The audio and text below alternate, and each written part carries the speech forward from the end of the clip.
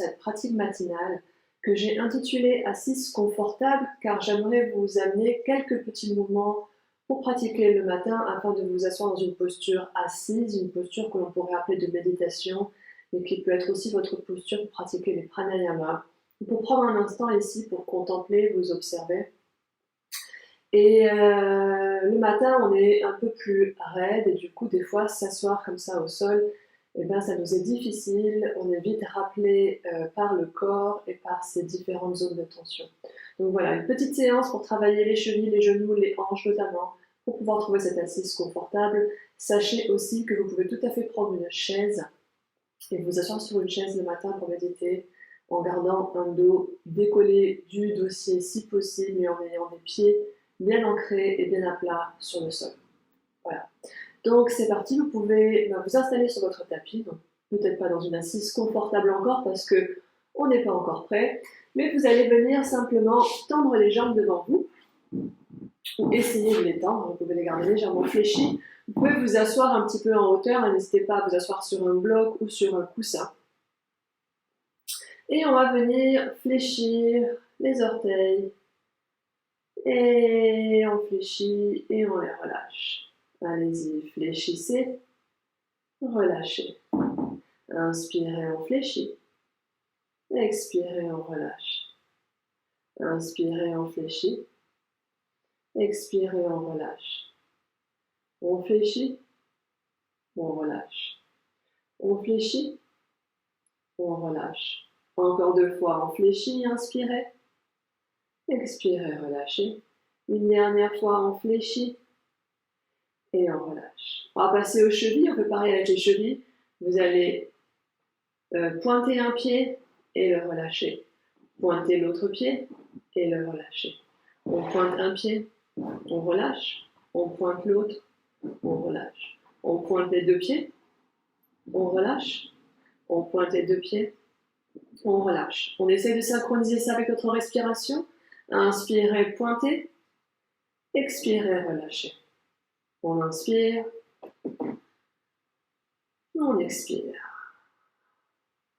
On inspire, on expire. Allez plus loin que le relâcher, essayez de vraiment amener une flexion dans la cheville. Et on flexe. Une dernière fois, on pointe. Et on flexe la cheville. Super. De là, on va passer à l'articulation genou et hanche. Vous allez fléchir votre jambe droite et passer vos mains sous la cuisse droite pour l'amener vers la poitrine. Inspirez ici profondément. Expirez. Prochaine inspiration, vous allez tendre cette jambe. Expirez, on la réfléchit. Inspirez, on tend. Expirez, on fléchit. Encore 3 fois. On tend. On fléchit. On tend. On fléchit. Une dernière fois, on tend.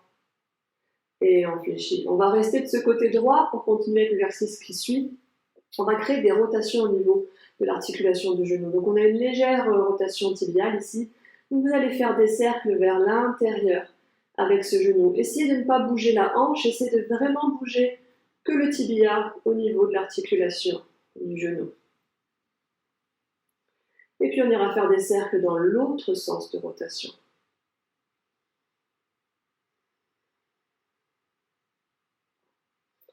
Super. Puis vous allez arrêter, reposer votre jambe droite au sol, tendre cette jambe et on peut pareil de l'autre côté. On fléchit la jambe gauche, on l'attrape sous son pied. On inspire ici. On expire, on soulève le pied. Inspirez, tendez la jambe.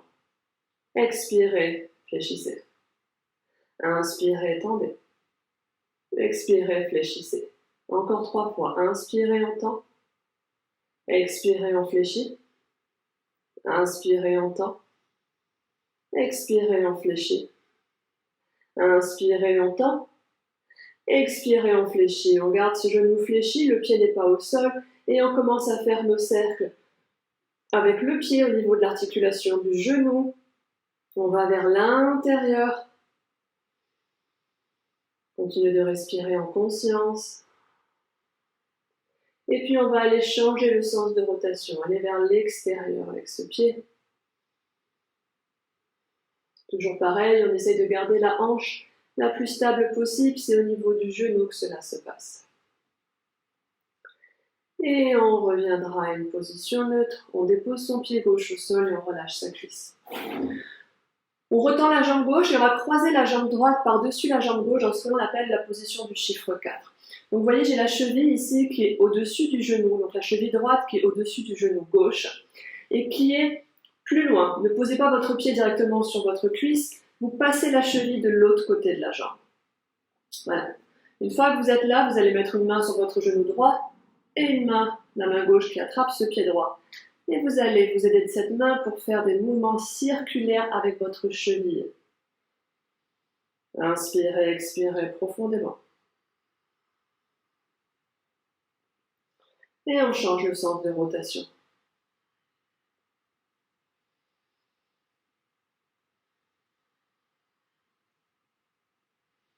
Encore 2 cercles. Super. Vous allez garder vos mains, une main qui attrape le pied, une main qui attrape le genou. Sauf que cette fois-ci, la main droite, vous allez la placer sous le genou. Vous allez inspirer ici, puis expirer, amener ce genou vers la poitrine. Inspirez, repassez la main dessus le genou.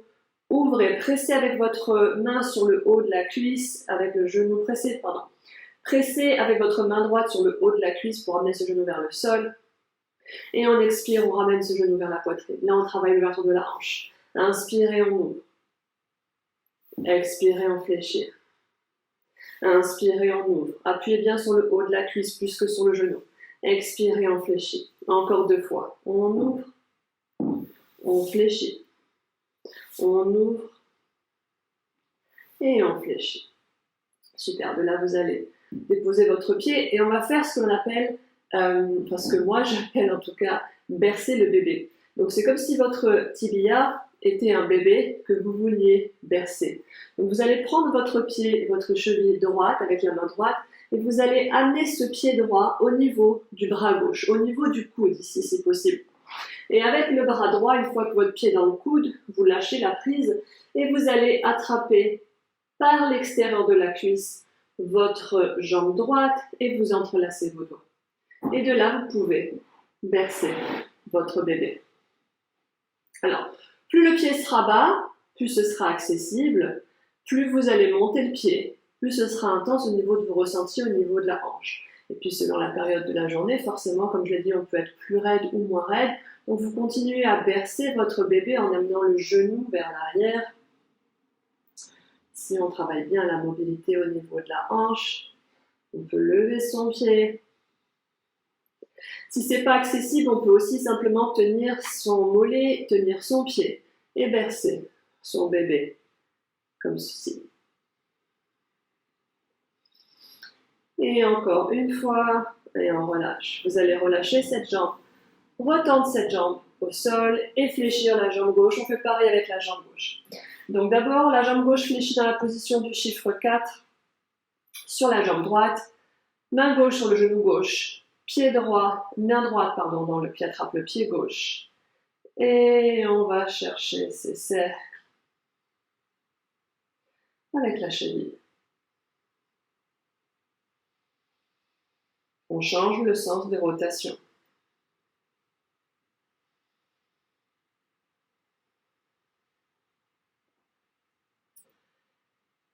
Super.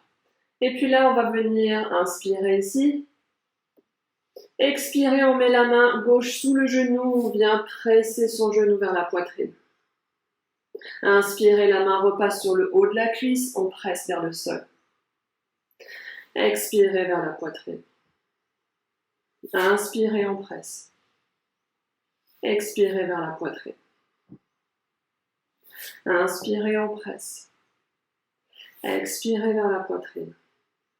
N'appuyez pas fortement, c'est juste pour travailler légèrement la hanche. Encore une dernière fois, on amène ce genou vers le sol et on le ramène sur une expiration vers la poitrine. De là, on va faire notre bébé que l'on va bercer. Donc je rappelle, avec la main gauche, on attrape la cheville gauche. Et on amène ce pied gauche au niveau du coude droit. On lâche sa prise avec la main gauche et on vient encercler par l'arrière le devant de la cuisse, son tibia. Et de là, on fait sa version. Donc version vers le bas, version vers le haut. Ou alors, on lâche la prise pour quelque chose qui nous est plus agréable, pour pouvoir bercer et créer de la mobilité dans cette hanche gauche. Inspirez, expirez profondément, soyez conscient de vos mouvements. Soyez conscient que c'est peut-être que le début de la journée, vos premiers mouvements après le réveil. Et on va relâcher tout en douceur son bébé. On repose la jambe au sol et de là on va venir faire un papillon. Donc vous allez joindre vos pieds, plantes de pied l'une contre l'autre. Vous pouvez enlacer vos doigts sous vos pieds. Et vous allez presser vos genoux vers le sol. Donc engagez l'intérieur des jambes ici pour presser et amener les genoux en direction du sol. Avec vos bras, vous pouvez vous aider à vous tirer vers l'avant pour avoir un dos bien long, bien droit et passer la poitrine, vous voyez, entre les bras. Essayez de ne pas avoir le bassin complètement arrondi. Vous voulez vraiment amener le bassin et les hanches vers l'avant. Et commencez à battre des ailes ici.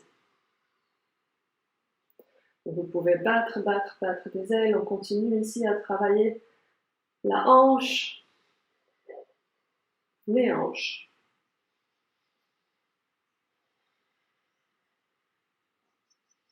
On bat, on bat, on bat, on bat, on bat. Encore une respiration.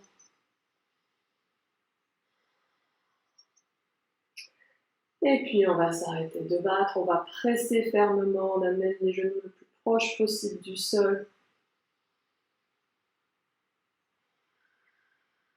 Et puis vous pourrez relâcher votre posture. Vous devez vous sentir un petit peu plus prêt ou prête pour cette assise confortable. Alors je vais vous montrer différentes façons de vous asseoir. Les façons les plus classiques, on va dire, seront avec les jambes en tailleur. Donc vous pouvez vous asseoir sur un petit coussin de méditation, sur un bloc ou directement au sol.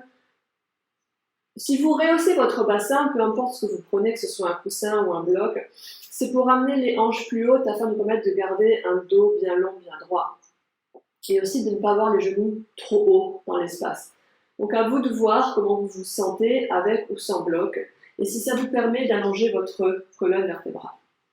Donc, vous pouvez vous asseoir simplement comme ça. J'ai croisé les jambes au niveau de mes chevilles. C'est une posture. Ici, vous voyez que j'ai les genoux qui sont au sol ou qui sont assez proches du sol. Les miens, ils sont au sol. Je ne pourrais pas les presser plus bas.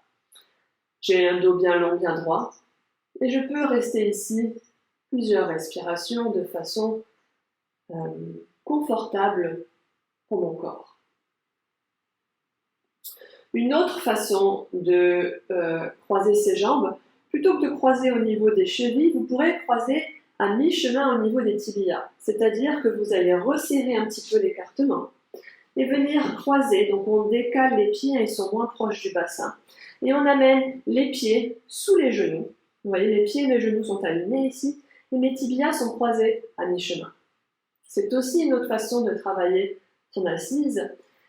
Et je vous invite d'ailleurs à essayer de varier les postures pour travailler différemment les différentes zones sollicitées, que ce soit les hanches, les genoux ou les chevilles. Alors on parle de genou ici. Le genou est une articulation qui a très peu de mobilité. En tout cas, il a une bonne flexion, une extension. Il a un peu de rotation, comme je vous l'ai montré. Mais beaucoup moins de mobilité que la hanche. Donc généralement, si vous avez des douleurs dans les genoux quand vous êtes dans ces assises, c'est qu'il y a une compensation qui est faite dans le genou pour un manque d'ouverture dans la hanche. Dans ce cas, essayez de changer la posture, de vous asseoir plus élevé peut-être, ou de trouver, vous pouvez m'écrire dans les commentaires, et je vous donnerai des astuces, de trouver une position qui ne vous fasse surtout pas mal au genou. Autant on peut sentir des fois que les hanches travaillent parce qu'on va travailler les différents tissus au niveau de la hanche pour les étirer et les ouvrir, autant le genou, c'est pas une articulation qu'on va travailler dans ce sens-là. Voilà, donc attention à vos genoux. Donc voilà, deuxième position, on croise au niveau, à mi-chemin plutôt au milieu des tibias. Une autre assise assez classique, assez connue, ça va être les lotus et les demi-lotus. Donc, comment ça se passe pour un lotus ou un demi-lotus? Vous amenez un pied au niveau du bassin et l'autre pied va aller au niveau de l'aine de la jambe opposée. Vous voyez, je mène mon pied gauche ici dans l'aine. Ici encore, à nouveau, c'est super important. Hein, je le rappelle, d'autant plus que là, les postures sont de plus en plus, on va dire, complexes pour le corps. Elles demandent de plus en plus d'ouverture au niveau des hanches.